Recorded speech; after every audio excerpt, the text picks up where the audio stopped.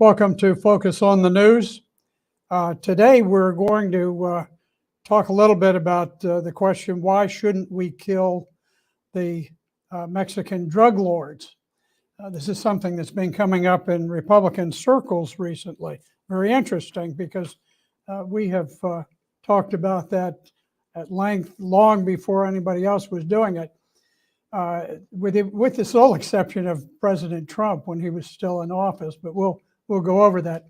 Before we do that, though, I would just like to sort of run through kind of a potpourri of recent stories that are of interest. So I'll start off with the Democrat National Convention.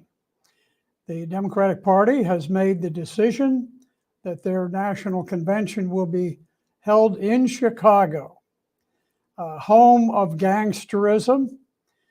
This is a city that has just elected perhaps the most woke mayor in America.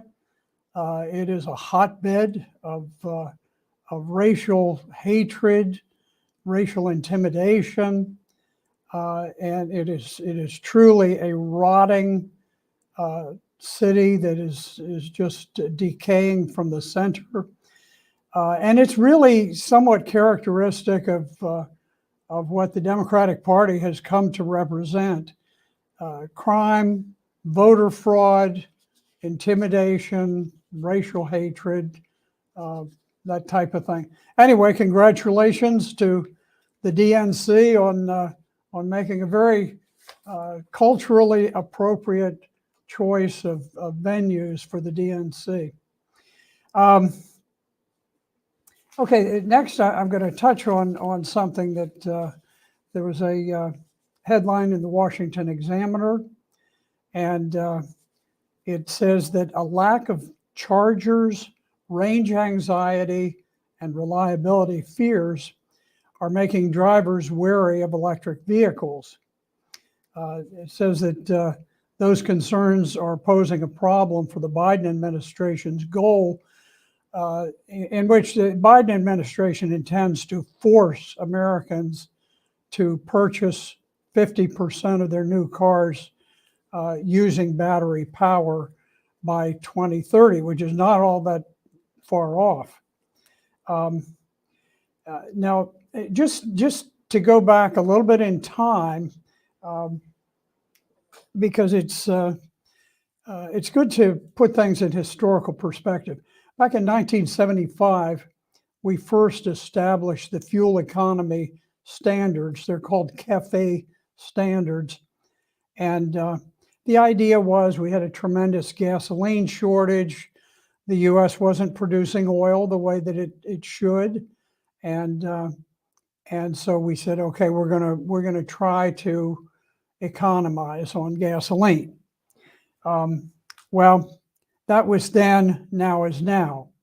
The rules that were put in place back in 1975 have been just sort of warped into this extreme regulation.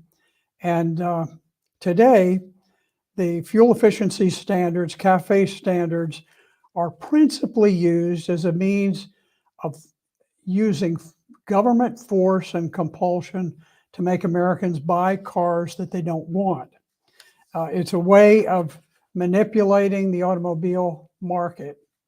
The idea is that, it would be very unpopular to just come out and say, okay, Americans, if you want a car, you're going to buy an electric vehicle because we want you to, we don't care what you want. Just politically a little bit awkward. So it's much easier for them to simply ratchet up these fuel standards until they make it impossible to manufacture cars that can meet the fuel standards.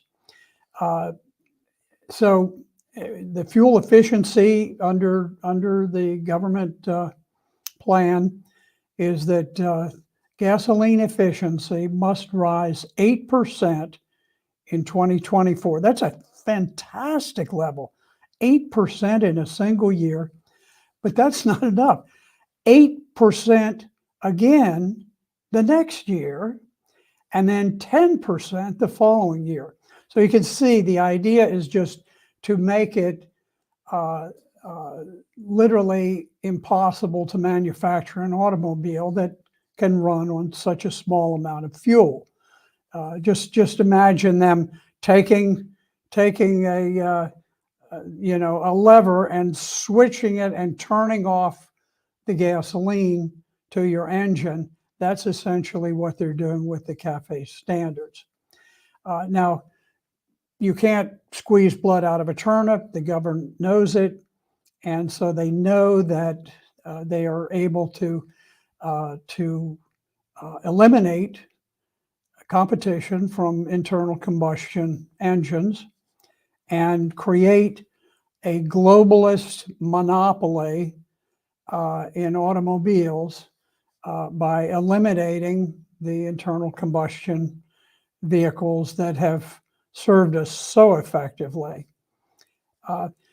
So it's really important for people to understand this government does not believe in freedom. It believes in domination and compulsion. The oligarchs, the global oligarchs, use force to take billions of dollars from you and deprive you of your God-given right to make your own choices.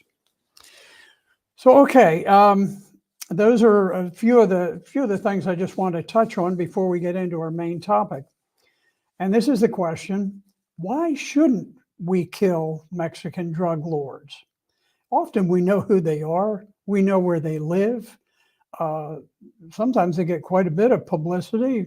Sometimes they get good press, because if they don't get good press, then somebody's head is literally hanging from a bridge overpass. Well, the Politico has an interesting article and it is entitled "GOP Embraces a New Foreign Policy, Bomb Mexico to Stop Fentanyl." Of course, it's just a little bit hyperbolic, but I think they make the point fairly effectively. Republicans have begun to do what President Trump did when he was in office. Now, he didn't do it publicly. When President Trump was dealing with the fentanyl crisis, he spoke with his Secretary of Defense, Esper, and he said, "Hey, look," he said, "why don't we just target these drug lords with missiles and take them out, just like we do with ISIS?" Mark Esper was, according to his own biography, he was stunned at the idea that the president would actually raise a finger against the drug cartels that are so powerful. They buy the American political system. They do it indirectly. It's subtle, but they've got such vast sums of money that they can afford to pay off politicians, and they have for generations now. But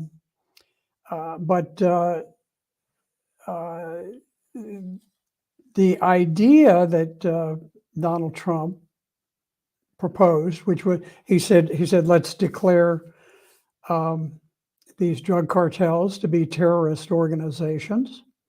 They kill far more Americans. I mean, 1,000 times more Americans than ISIS ever did. And so, it's amazing to listen to the American politicians saying, "Oh, we couldn't possibly declare them to be terrorists. That might interrupt the flow of money coming out of Mexico," and that kind of thing. But in any event, this idea is starting to catch on.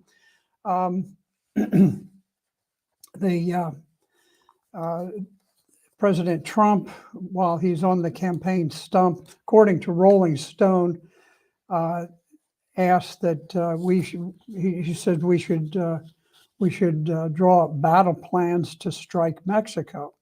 He's not talking about just, you know, necessarily going into battle with the Mexican army, but going into battle with the drug cartels, which have an army that's probably bigger than the active Mexican army. Representative Dan Crenshaw of Texas and Mike Waltz, a Republican of Florida, are seeking a bill to authorize the use of military force that will put us at war with the cartels. Now, I very seldom agree with Senator Tom Cotton on matters of foreign policy. He's sort of a neocon extraordinaire. But in this case, I think it's worth mentioning, I do agree with him. He says he's open to sending U.S. troops into Mexico to target drug lords, even without that nation's permission. And I agree with that. You know, I don't have any animosity towards President Obrador of Mexico. He's dealing with an impossible situation where the drug cartels probably have as much power as he does, maybe more. And so he's kind of got to walk a tightrope. But I do agree that the President of the United States has the power to employ U.S. armed forces across the border in Mexico, and to do it even without that nation's permission. So kudos in this one instance to Senator Tom Cotton, Republican of Arkansas. Again, Mike Waltz, Republican of Florida, congressman, says we need to start thinking about these groups more like ISIS than we do the mafia. And I think that's a wise choice of words, because perceptions are so important. And we've come to think of the drug cartels as simply another criminal organization like the mafia.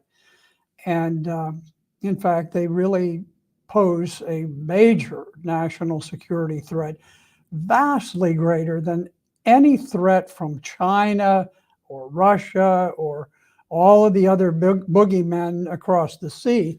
We have a real boogeyman right on our border, and it is launching an armed invasion of the United States. They don't often have to shoot. Usually they just do it by funneling millions and millions of people across our border.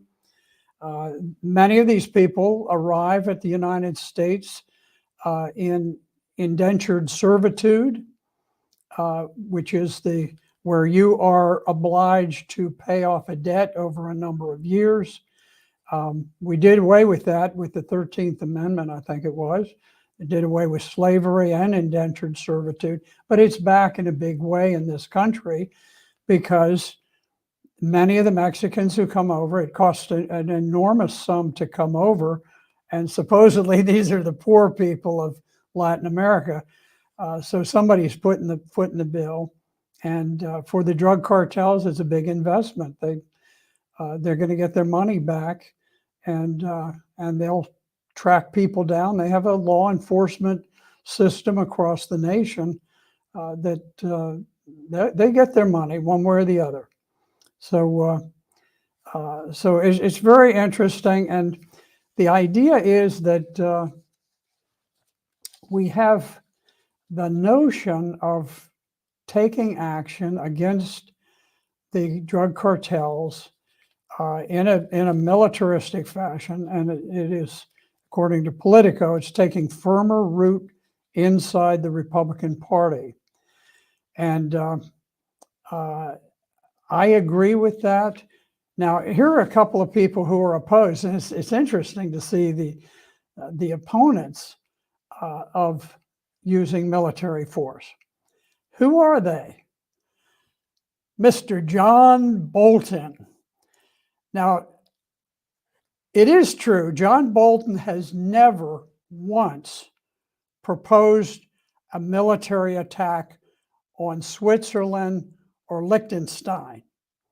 But when you get beyond Switzerland and Liechtenstein, I don't know that there's any place that he hasn't proposed using some sort of coercion against them. This is a fellow who, when they were trying to overthrow the government of Venezuela, and I'm no fan of Venezuela, but frankly, I'm not a citizen of Venezuela, and selecting their government is none of my business.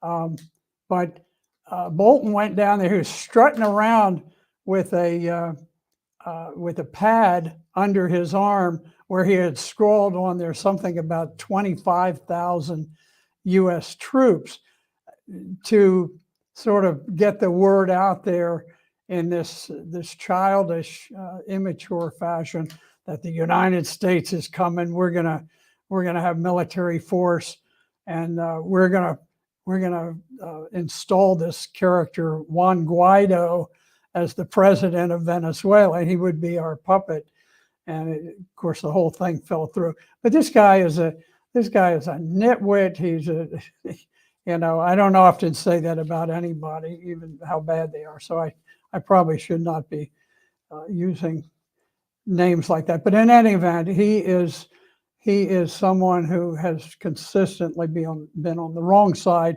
of foreign policy for generations.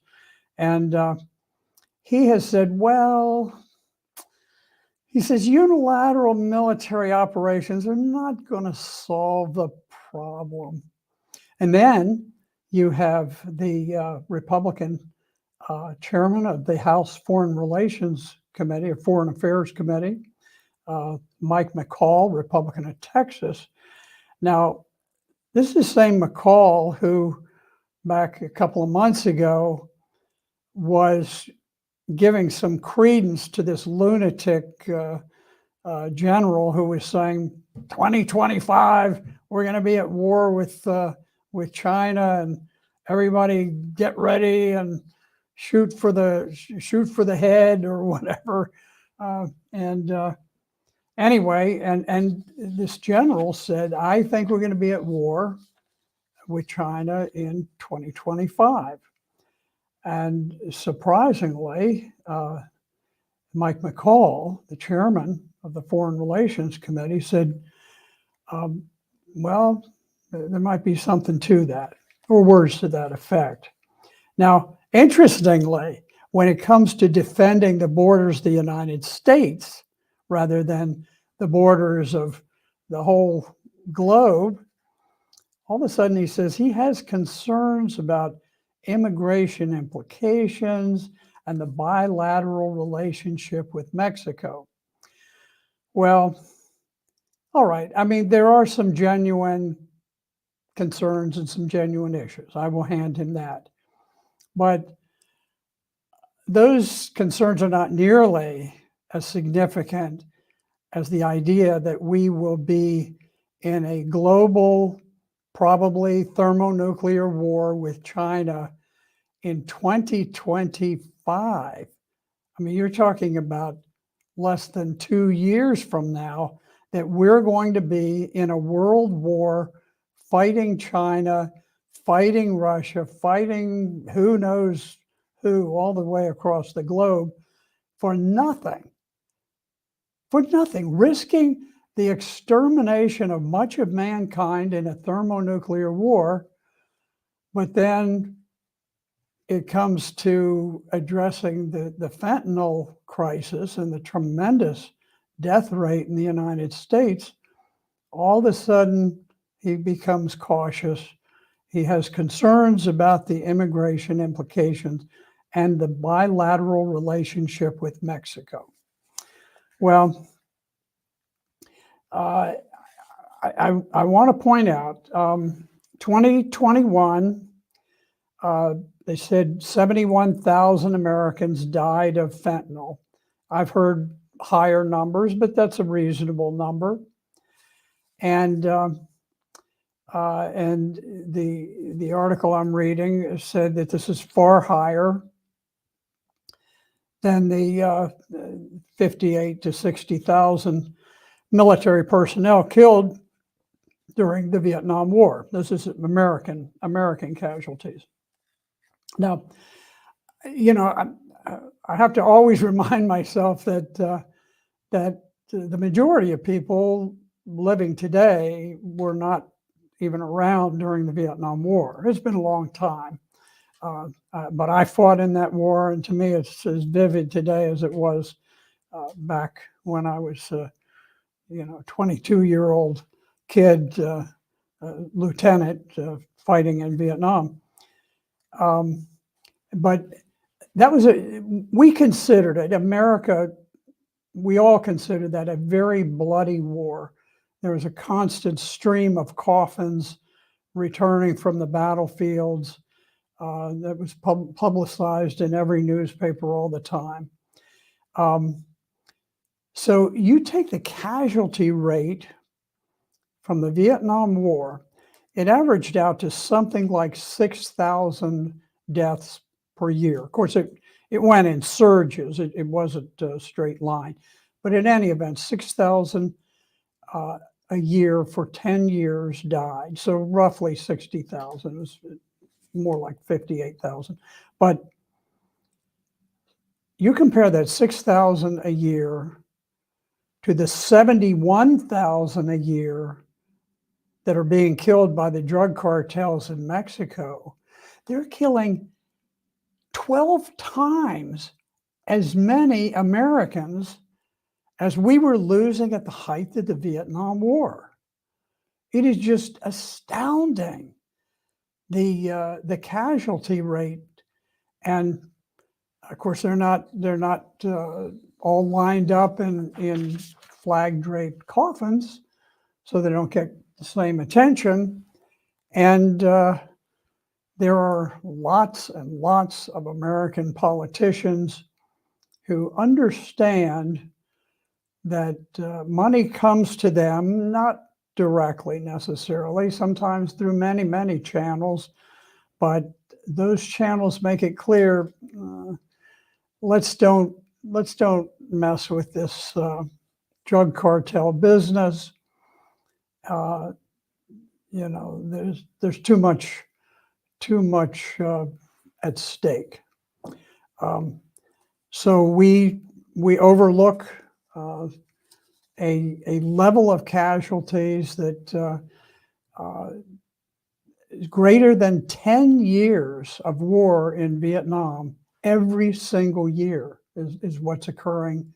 And it's not as though it's occurring and then we'll be finished with it 2 years from now, and then we can all heave a great sigh of relief.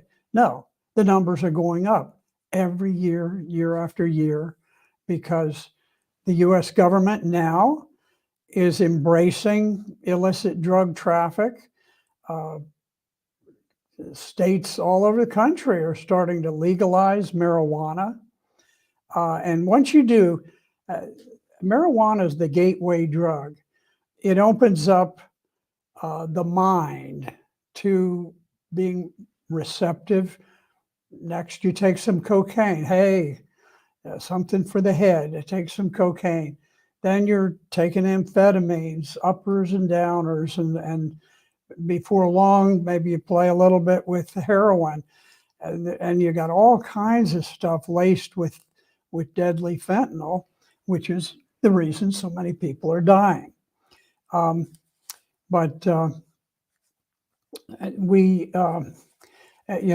Mark Milley, the chairman of the Joint Chiefs of Staff, has said, I wouldn't recommend anything be done without Mexico's support.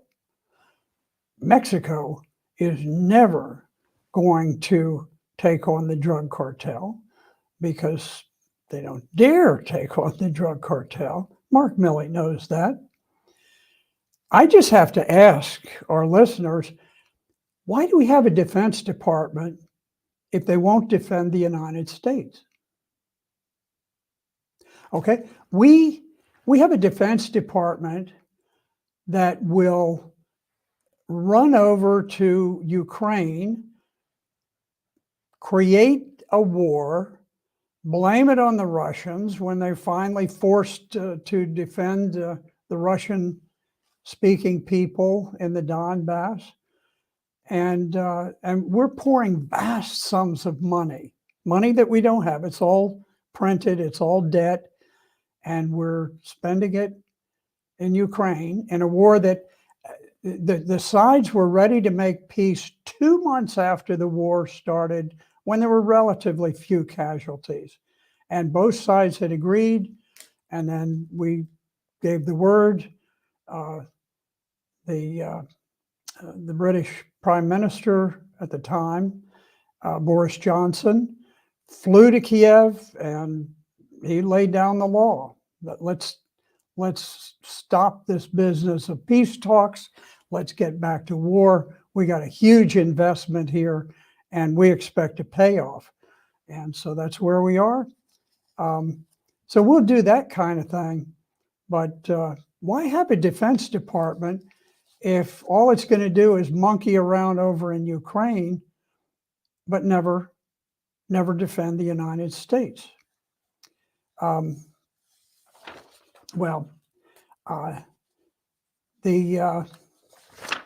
Let's see here. One of the things that is a genuine concern is that if we begin a war, that somehow there would be this big surge in people requesting asylum in the United States. Now, frankly, I don't know how any more people could request asylum. I think, within 10 years or so, probably the last person living in Latin America will cross the border, and all that will be left down there is a vacant tropical paradise, unpopulated. I mean, it's just ridiculous what's happening now. I think we need to end the right to asylum. Now, the Constitution, the U.S. Constitution, does not provide a right to asylum. The right was created in international law after World War II. Who wrote international law after World War II? The United States. We're the ones who created the whole framework. But if you enact a treaty that provides for something, you can abrogate that treaty. You don't have to continue with it. You look at what we've done with all the arms control treaties that we built up over so many years. What did we do? We just said, oh, we don't care about them. We don't like Russia. We're going to do away with arms control. And you never know, we might decide we want to do a little nuclear war, so let's just wipe them off the books. Well, if you can do that with arms control treaties, you can do that with this treaty created right to asylum. So the U.S. Senate can vote to withdraw from any treaty that they want at any time. They don't need a reason, they can just do it. In addition, we enacted the Refugee Act of 1980 that did provide for asylum, and we can repeal that because it doesn't make sense. Now, it doesn't mean that the United States would not grant asylum in meritorious cases. It means that we would not be compelled to grant it. In other words, the government of the United States could simply say, I'm sorry, there's a lot of bogus claims. We're just not going to deal with them. We're not allowing anything coming across the southern border. We could make our own rules. We could become a sovereign country with a self-governing people instead of being governed by a bunch of artificial rules that are not part of the U.S. Constitution. So I really think that it is time to reassert our sovereignty. When when Donald Trump said, I'm going to build a wall and I'm going to stop the immigration, he did a tremendous job against absolute stonewalling by the Republican House majority. And they had no interest in doing what the people wanted and stopping immigration. And so they wouldn't give him any funding or anything. But what President Trump, and this is not a pitch for Trump, but really talking about his time as president. He said, I'm going to build the wall and it's not going to cost Americans a cent.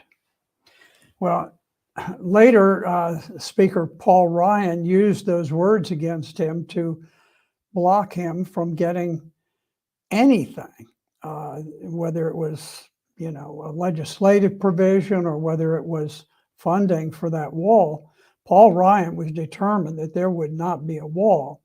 And so the president had to dig and claw to get it. He did a pretty effective job considering. But what did President Trump mean when he said, we'll build a big, beautiful wall without it costing a cent for American taxpayers? Well, I'm pretty sure that what he was talking about was placing a tax on remittances.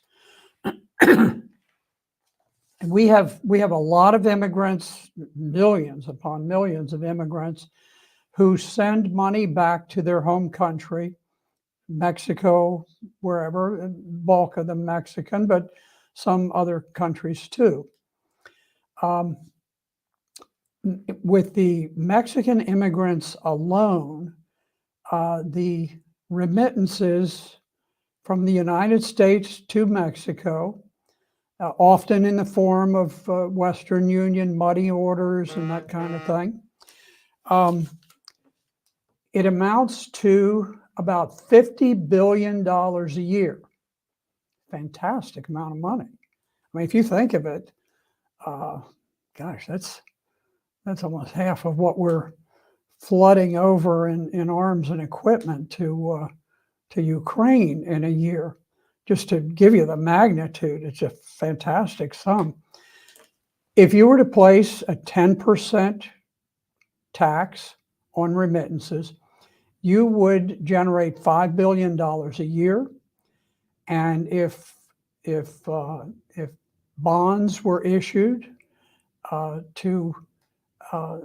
were guaranteed by that stream of income from the tax on remittances, you could fund an utterly titanic wall building project, one that would build a wall like the Great Wall of China. If it were bonded over 30 years, you simply would not have any limitation on what you could do and how exquisite that wall could be.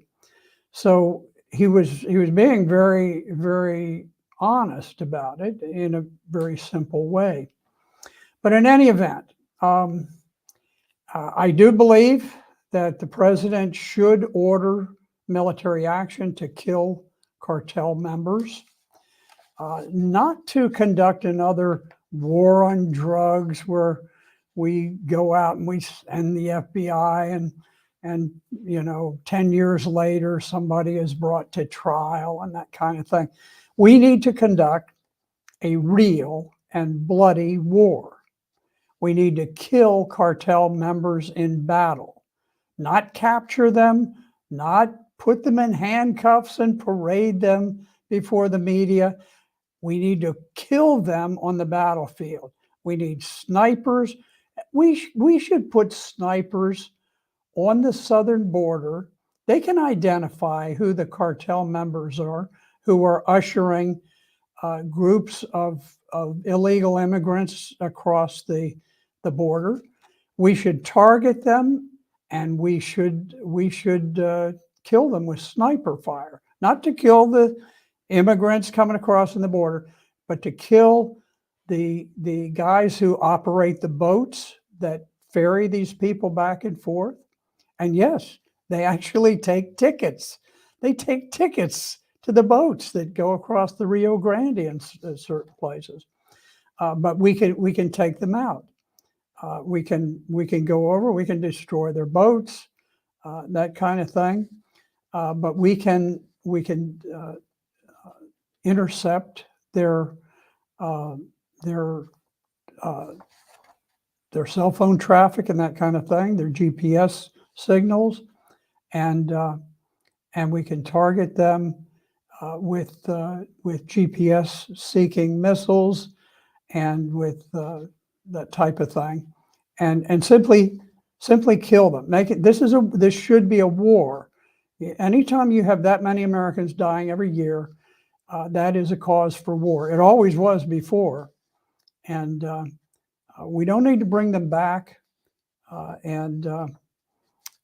think we should consider clearing a 50-mile security zone south of the Rio Grande to patrol it and to seize any non-residents heading north. Of course, there are a lot of people living, a lot of good, decent Mexican people who are living in that 50-mile security zone.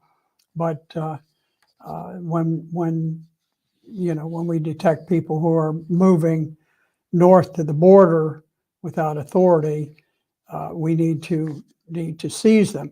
What should we do with them after we seize them? We need to take them to the most southerly point in the particular nation. Let's say Mexico. Instead of just sending people across the border where they can immediately return, and after they've done it half a dozen times, they're certainly going to get through border security. No, when you get them, take them to the far southern border of Mexico, leave them there. That's about 2,000 miles that they have to transit. Mexico is a big country. And if they come from Venezuela, take them to the farthest southern part of Venezuela, drop them in Venezuela. Don't drop them where they came in across the border on the other side of the border. Take them back all the way, sort of like the Monopoly game. Do not pass go, do not collect $200, go directly to jail. And there are ways of being much more effective, but we've got to stop. I mean, to some extent, we're going to have to stop this wave of immigration because you can't control the fentanyl coming across if you don't have some controls over the immigration. And it's time. If we've got a Defense Department and we're going to use it, then by gosh, let's use it to defend the country. It should not be solely there to expand the empire and create global dominance everywhere in the world. Let's get a little dominance over our southern border first. Well, thank you very much for being with me today, and we will see you next Monday.